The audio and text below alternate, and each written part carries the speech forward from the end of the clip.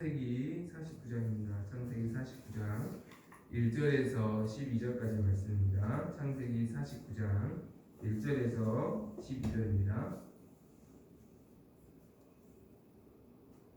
한 절씩 교독합니다.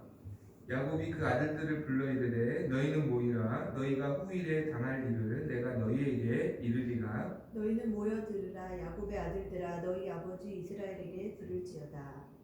루벤아, 너는 내 장자요 내 능력이요 내 기력의 시작이라. 위풍이 월등하고 권능이 탁월하다마는 물의 끓음 같았은즉 너는 탁월하지 못하리니 내가 아버지의 침상에 올라서 엎었음이로다. 그가 내 침상에 올랐었도다. 시몬과 레이는 형제요 그들의 칼은 폭력의 도구로다. 내 후나 그들의 모의에 상관하지 말지어다. 내 영광과 그들의 집회에 참여하지 말지어다. 그들이 그들의 분노대로 사람을 죽이고 그들의 혈기대로 소의 발목 힘줄을 끊었음이로다.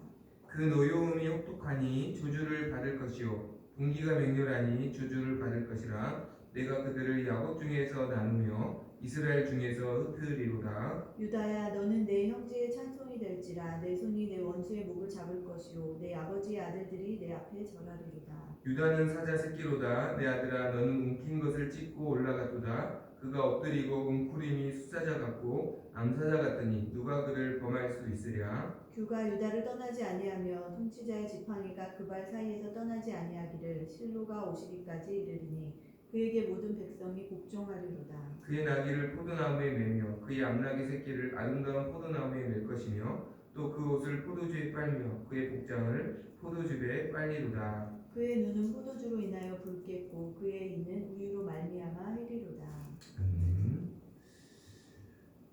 오늘 본문은 야곱이 자신이 죽기 전에 12아들을 불러서 그들에 대해서 축복하고 또 그들의 후일에 대해서 그들의 장래에 대해서 각자의 아들에 대해서 각각 예언을 주시는 그런 말씀입니다.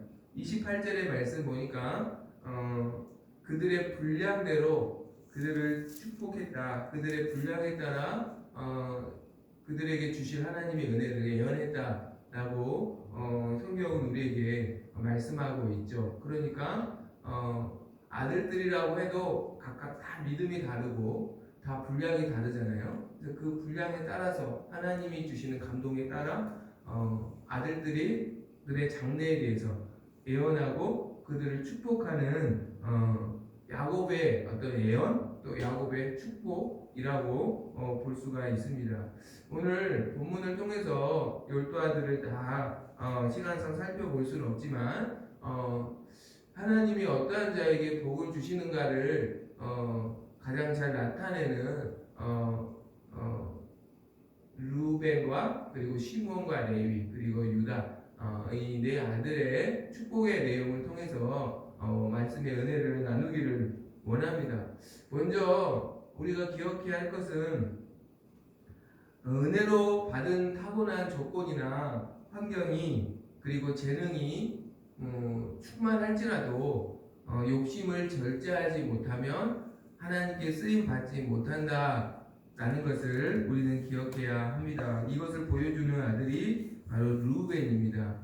우리 3절의 말씀 함께 읽어봅니다. 3절 다같이 시작. 루벤아, 너는 내 장자요 내 능력이요 내 기력의 시작이라. 위풍이 월등하고 권능이 탁월하다마는. 루벤은 야곱의 장자입니다. 야곱의 장자는 아버지의 기력의 시작이라고 말씀하고 있고 또 아버지의 위풍과 그리고 권능을 그대로 물려받은 아들이다라는 것이죠. 실제로 이스라엘 장자는 모든 형제들보다 아버지의 기업을 우선적으로 물려받을 권리가 있었고 또 유산을 상속받을 때는 모든 자녀들의 2배의 유산을 상속받게 되어 있었습니다. 그러니까 루벤은 타고난 조건과 그리고 재능이 모든 아들들 중에 가장 뛰어났고 가장 어떻게 보면 하나님이 주신 좋은 조건을 가지고 태어난 아들이다 라고 볼 수가 있습니다. 루벤을 수식하는 단어가 굉장히 화려하죠.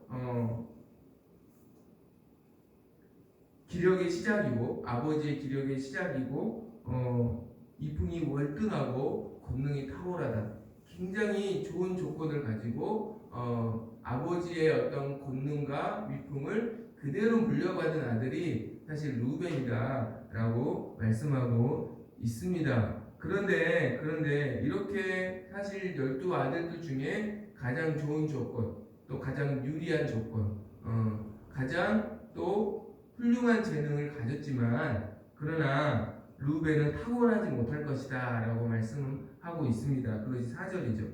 4절 함께 읽어봅니다. 다같이 시작. 물의 끓음 같았은즉 너는 탁월하지 못하리니 내가 아버지 침상에 올라 더럽혔음이로다. 그가 내 침상에 올랐었도다. 루벤은요 자신의 정욕을 절제하지 못하고 창세기 35장에 보면 오늘 4절에는 아버지 침상에 올라서 더럽혔다라고 말씀하고 있죠. 이거 어떤 사건이냐면 창세기 35장에 보면 야곱이 4아내가 있었잖아요. 그 중에 한 명의 아내인 비라라는 여인이 있었습니다. 그런데 이 여인은 이 아버지의 아내를 루벤이 동침했다. 이 아버지의 아내와 동침했다라고 창세기 35장에 말씀하고 있는 것이죠.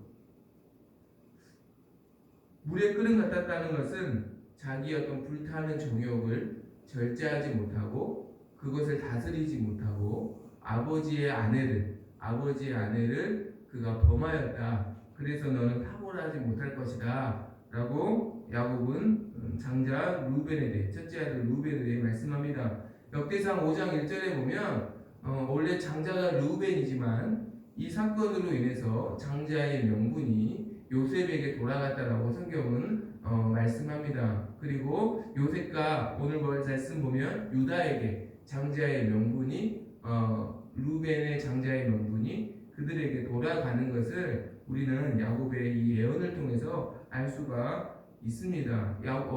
루벤은 타고난 재능과 타고난 조건이 가장 좋은 아들이었지만 자신의 욕심과 정욕을 다스리지 못하고 절제하지 못하여서 탁월하지 못할 것이고 그의 장자의 명분을 빼앗길 것이다 라고 말씀하고 있는 것이죠. 우리가 기억해야 할 것은 우리는 욕심대로 살아서는 안 된다라는 것이에요.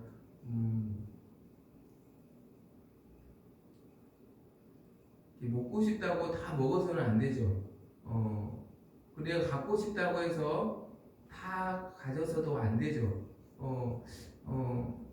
전도서 1장 8절에 보면 눈은 보아도 족함이 없고 귀는 들어도 가득 차지 아니하다. 이 솔로몬의 고백이거든요. 무슨 말이냐면 우리가 욕심을 채워서 만족함을 얻는 존재가 아니라는 것입니다. 우리는 욕심을 채워서 만족함을 얻는 존재가 아니라 오히려 그 욕심을 절제하여서 하나님이 채워주시는 은혜로 만족함을 누리는 존재인 줄로 믿습니다. 그것이 신명기 8장 3절이죠. 사람이 떡으로만 사는 것이 아니요 여호와의 입에서 나오는 모든 말씀으로 사는 줄 알지어다. 무슨 말씀이에요? 하나님 말씀에 순종할 때 하나님 말씀에 순종함으로 오히려 우리가 만족함을 얻는다. 오히려 우리에게 채워주시는 은혜를 누린다라는 것이죠. 그래서 욕심대로 사는 사람은 어떤 특징이 있냐면 오히려 더 갈증을 느끼고 오히려 더 갈급함을 느낍니다. 이것이 이제 중독 현상이라고 말할 수 있겠죠. 채워질 것 같지만 채워지지 않는 그 갈급함으로 오히려 더 목이 마르고 오히려 더 갈증이 나는 욕심을 부리면 부릴수록 그렇게 되어 있다라는 거예요. 결코 만족감을 얻지 못하고 더 나아가서는 그 욕심에 지배를 받게 됩니다. 나중에는 내가 먹고 싶어서 먹는 게 아니에요. 내가 먹기 싫어도 그 욕심에 지배를 받아서 먹기 싫은데 계속 몸이 망가지고 있는데도 계속 먹게 되고 또 욕심을 부리게 되고 또 그렇게 죄에 지배를 받게 되는 것이죠. 그리고 중요한 것은 반드시 그 죄에 대해서 욕심을 채우는 것에 대한 대가를 지불해야 하는 것이에요. 대가는 뭘까? 4절에 보니까 너는 탁월하지 못할 것이다. 어떤 의미가 있을까요? 탁월하지 못할 것이다. 항상 더 좋은 것을 선택할 수 없는 대가를 치릅니다. 그러니까 욕심으로 눈이 가리게 되어서 항상 더 어리석은 선택, 더 어리석은 결정을 하게 되는 거예요. 우리가 죄를 지으면 뭐 이렇게 갑자기 뭐 재난을 만나고 또 하나님이 뭐 갑자기 어려움을 주시고 물론 이러한 경우도 있지만 정말 근본적인 죄의 대가는요 궁극적으로는 사망이지만 어떠한 과정을 가지고 사망으로 가게 되냐면 항상 더 좋은 선택을 하지 못함으로 계속 사망의 길로 나아가게 되는 것이에요. 그것이 사실 이스라엘의 어떠한 이스라엘의 어떤 왕들의 역사를 보면요, 죄의 욕심을 채우는 왕들은 항상 더 좋은 선택을 하지 못해요. 그래서 그 자기의 어떤 어리석음으로 결국 스스로 멸망하거든요. 사망으로 가거든요. 루벤도 마찬가지입니다. 루벤도 욕심의 지배를 받는 삶을 살았고 그 이후에 루벤과 그의 자손들은 항상 더 좋은 선택을 할 수 있음에도 불구하고 항상 어리석은 선택을 합니다. 대표적으로 민수기 16장에 보면 고라 자손이 모세를 그리고 아론을 대적하죠. 반란을 일으키죠. 고라 자손은 레위 지파의 한 가문입니다. 그런데 고라 자손과 같이 모세를 대적했던 그 자손들이 다단과 아비람이라는 사람이에요. 고라, 다단, 아비람 생각나시죠? 근데 이 다단과 아비람은 어느 지파 출신이냐면 르우벤 지파 출신이에요. 그러니까 르우벤 지파의 족장 중에 2명의 사람이 그 고라 자손과 함께 반란을 일으켰던 거예요. 그래서 하나님의 심판을 받고 이 자손들은 다 거기에서 멸망을 당하게 되죠. 이 어리석은 선택은 여기에서 끝나지 않고요. 나중에 가나안 땅에 약속의 땅에 들어가서 땅을 이제 분배받을 때 루벤 지파는 각 지파와 므낫세 반 지파와 함께 요단 동편의 땅을 달라 그러죠. 이 요단 동편의 땅이 자기의 눈에 보이기에는 굉장히 좋은 땅으로 보였지만 우리가 알다시피 하나님이 약속하신 땅은 요단 서편에 있는 가나안 땅이거든요. 이 가나안 땅을 선택하지 않고 요단 동편을 선택한 르우벤과 므낫세 지파는 가장 먼저 이방의 문화와 동화되어서 가장 먼저 멸망하는 그런 스스로 무너지는 그러한 어떤 역사의 결과들을 우리는 보게 됩니다. 이들은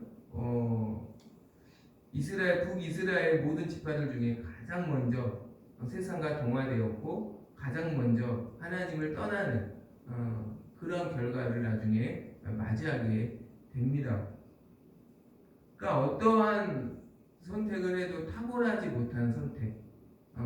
여러분 우리가 누군가에 의해서 내가 잘못된 길을 가는 게 아니라 사실 내 스스로 어리석은 선택을 하고 어리석은 결정을 하고 분별을 잃어버려서 무너지는 경우가 사실은 거의 대부분인데 바로 이 르우벤 지파가 그러한 길을 걷게 될 것이다 라고 야곱은 르우벤에 대해서 예언하고 말씀하고 있습니다. 우리가 기억해야 할 것은 내가 가진 재능과 조건이 탁월하더라도 그것이 하나님의 말씀 안에 사용되어진 자가 복이 있는 자인 줄 믿습니다.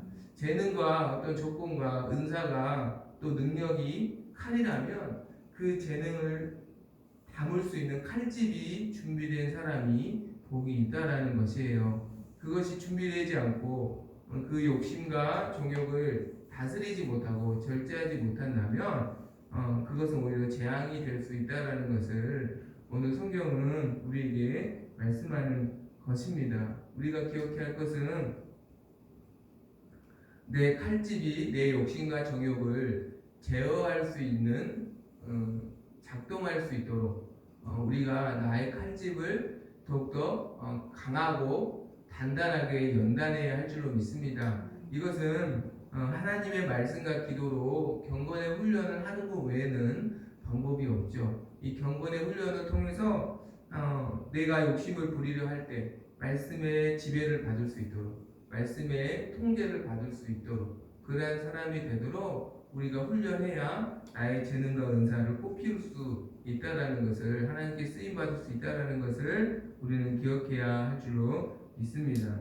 또한 시므온과 레이에 대해서 살펴볼 텐데요. 우리 5절 6절의 말씀 함께 읽습니다. 다 같이 시작. 시므온과 레이는 형제요, 그들의 칼은 폭력의 도구로다. 내 혼아 그들의 모의에 상관하지 말지어다. 내 영광아 그들의 집회에 참여하지 말지어다. 그들이 그들의 분노대로 사람을 죽이고 그들의 혈기대로 소의 발목 힘줄을 끊었으리로다. 아멘. 여기서 우리가 기억해야 할 것은 시므온과 레이는 형제다라고 말하고 있습니다. 다 형제잖아요. 12아들이 다 형제인데 야곱이 굳이 시므온과 레이는 형제요 라고 이렇게 당연한 이야기를 하는 이유는 뭐냐면, 모든 12아들이 서로 형제지간이지만 시므온과 레이는 특별하게 우정을 나누는 형제였습니다. 마치 쌍둥이처럼 같은 어머니의 자녀이기도 했지만 특별히 마음이 통했던 형제예요. 이것은 사실 굉장히 하나님이 주신 은혜라고 생각해요. 축복이죠. 형제들 중에서도 나와 정말 마음이 맞고 정말 나의 분신과 같은 형제가 있을 수 있잖아요. 또 형제들 중에서도 좀 나랑 마음이 맞지 않고 스타일이 다른 형제가 있을 수 있는데, 이 시몬과 레이는 정말 마음이 맞는, 정말로 마음을 나눌 수 있고 서로 모든 걸 같이 할 수 있는 그러한 우정을, 형제간의 우애를 하나님 선물로 주셨다라는 거예요. 굉장히 축복이죠. 굉장히 축복이죠. 그런데요, 문제는 하나님이 주신 그 특별한 우애와 그 특별한 관계를 가지고 이 시몬과 레이는 악을 행하는 데 사용했다라는 거예요. 6절의 말씀 보니까 5절 6절 그들의 칼은 폭력의 도구로다. 6절 내 혼아 그들의 모의에 상관하지 말지어다. 그러니까 창세기 34장에 보면 시므온과 레위의 누이인 디나가 세겜이라는 이방인의 족장에 의해서 성폭행을 당하죠. 그것을 알고 시므온과 레위가 복수를 계획합니다. 복수를 계획해요.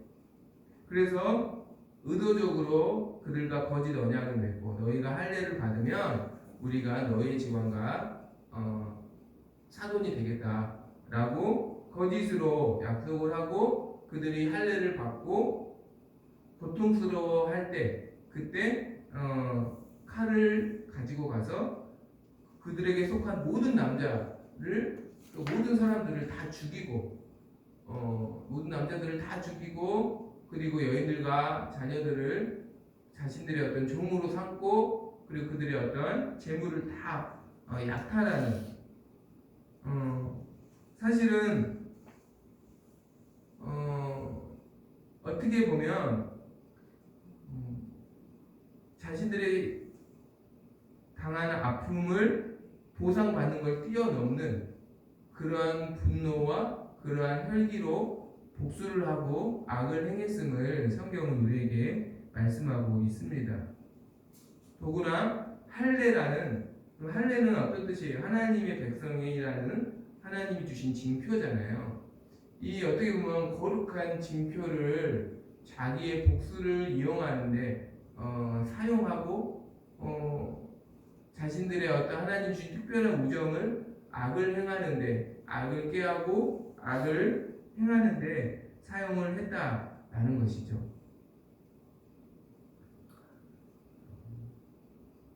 내가 때로는 연약해서 하나님 앞에 죄를 짓는 것은 하나님이 우리를 불쌍히 여기시는 것이죠. 그런데 내가 하나님이 주신 아름다운 것, 선한 것을 가지고 의도적으로 악을 계획하고 악을 행하는 것은 굉장히 악한 것이죠. 이것은 반역이죠. 그러니까 실수와 반역은 다른 것이죠. 내가 연약해서 죄를 짓고 넘어지는 것은 하나님 불쌍히 여겨주시고 내가 다시 회개하고 돌이키면 늘 언제나 용서해 주시는 것이지만 내가 예를 들어서 목사라는 직분을 사용해서 의도적으로 악을 깨한다면 성도들에게 나의 어떤 하나님이 주신 선한 것들을 가지고 의도적으로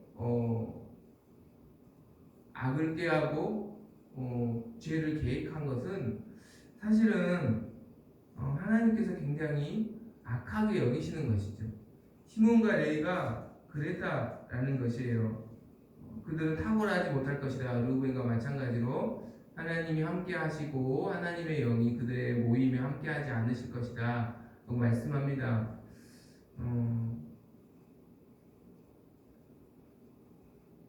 시몬은 말씀 그대로 탁월하지 못했고요.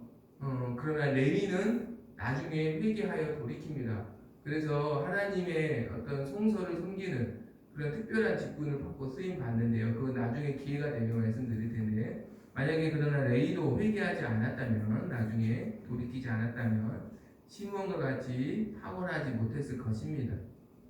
마지막으로 이 유다에 대해 살펴봅니다. 유다는 8절 말씀입니다. 8절에 있습니다. 같이 시작. 유다야 너는 내 형제의 찬송이 될지라 내 손이 내 원수의 목을 잡을 것이요 내 아버지 아들들이 내 앞에 절하리로다. 유다는 굉장히 축복을 받습니다. 축복의 예언을 듣습니다. 내 형제의 찬송이 될 것이다. 9절부터 쭉 말씀 보니까 통치자의 지팡이가 그와 함께 할 것이다 라고 말해요. 무슨 말이냐면 유다 지파를 통해서 이스라엘을 다스리는 왕이 세워질 것이고 그 지파를 하나님께서 통치자의 지파로 사용하실 것이다. 실제로 유다 지파를 통해서 다윗 왕이 세워지고 다윗의 자손으로 예수 그리스도가 오셔서 만왕의 왕으로 지금도 우리를 다스리고 계신 줄 믿습니다. 그리고 유다 지파는 12지파 중에 가장 하나님의 선한 사역에 하나님의 다스리심에 그 다스리심과 통치하심을 누리고 또 풍성함을 누리는 그러한 지파로 하나님 유다 지파를 사용하시는 것을 우리는 보게 됩니다. 어떻게 유다가 이러한 축복을 받을 수 있었을까? 사실 저는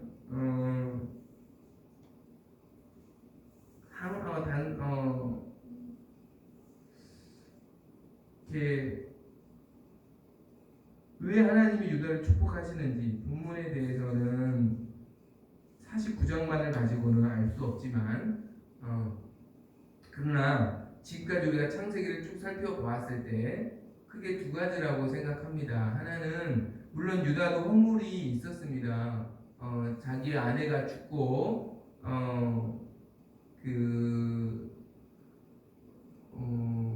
자기 어떤 정욕을 채우기 위해서 며느리가 자신의 신분을 숨기고 자신에게 접근하였을 때 사실 그 며느리인 줄 몰랐지만 어쨌든 정욕을 다스리지 못하고 동침하여서 자녀를 낳았죠. 그러나 그런 어떤 연약함이 있었지만 나중에 며느리가 임신한 사실을 알고 며느리를 죽이려고 했을 때 며느리가 내가 이 사람으로 인해서 임신했습니다라고 자신의 물건들을 며느리가 가지고 있는 걸 보고 며느리가 왜 그러한 시도를 했는지 그 책임이 자기에게 있다라는 것을 자기가 장성한 아들을 계례 결혼을 시키지 않고 며느리의 탓을 죽은 두 아들이 마치 며느리의 잘못으로 죽은 것처럼 그렇게 며느리를 정죄했었고 그리고 계례 결혼을 셋째 아들과 시키지 않아서 이러한 며느리가 어떤 이러한 시도를 했다라는 것을, 자기의 책임이 크다라는 것을, 그리고 그 아이가 자신의 아이라는 것을 스스로 인정을 하죠. 그러니까 사실 족장으로서 만인이 보는 앞에서 그러한 죄를 인정하고 사실 이렇게 고백한다라는 것은 어떻게 보면 자기 어떤 명예를 다 잃어버릴 각오를 하고 인정하는 것이죠. 그러니까 유다의 가장 큰 장점은, 하나님이 보시는 믿음은 자신의 죄를 인정했다라는 것이에요. 죄를 깨달았을 때 그 죄를 깨닫고 그것을 인정하고 자기의 모든 것들을 잃을 각오를 하고 그것이 죄라는 것을 인정하고 회개했다라는 것이에요. 그 회개가 어려운 이유는 죄를 인정하는 순간 사실은 내가 포기해야 될 것들이 있거든요. 예를 들어서 누군가를 아프게 하고 내가 어떤 잘못을 했다면 죄를 인정한다라는 것은 그 사람의 아픔을 회복되기까지 내가 책임져 줘야 된다는 거겠죠. 보상해 줘야 된다는 거겠죠. 그래서 죄를 인정하기가 어려운 거거든요. 내 것을 사실은 때로는 많은 것들을 포기해야 한다는 거예요. 유다도 사실 이스라엘 족장의 한 사람으로서 많은 것들을 이룰 수 있었지만, 그러나 죄를 인정하고 하나님을 선택했고 이후에 적극적으로 하나님의 뜻에 순종하는 삶을 살았습니다. 대표적으로 가나안 땅에 흉년이 들었을 때 어떻게 했습니까?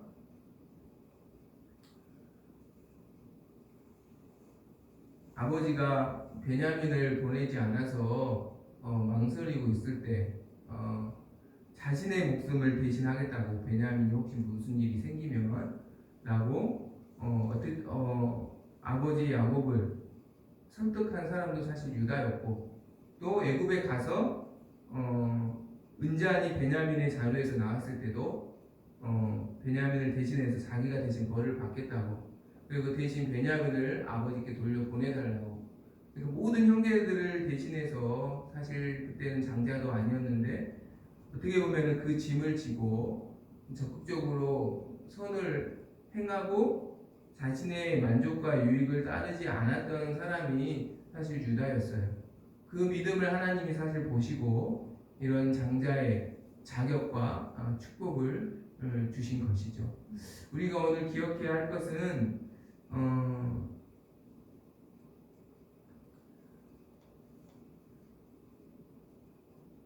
하나님이 어떤 사람을 쓰실까?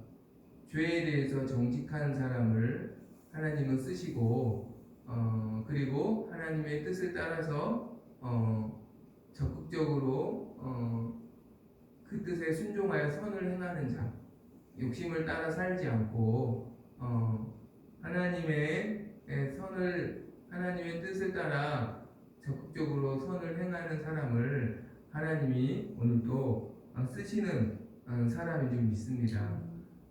그것이 사실 하나님이 야곱의 자녀들을 축복하는 그러한 분량이었다는 것을 우리 오늘 기억해야 할 줄로 믿습니다. 오늘도 오늘 말씀 기억하여서 하나님께 쓰임받는 우리의 삶이 되기를